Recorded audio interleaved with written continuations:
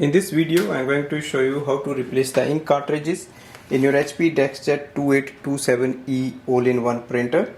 First step is to switch on the printer. This printer uses HP 67 ink. So you have to open the paper tray, then open the door behind it. Wait for the ink cartridges to move and come into the middle. Press the ink cartridge down. It will come out.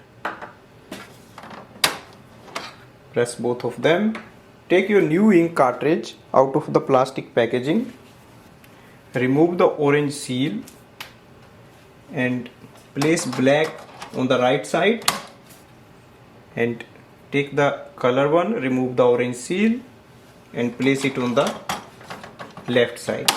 Push it in, it will lock, and then you can close this door. Go to the printer display panel.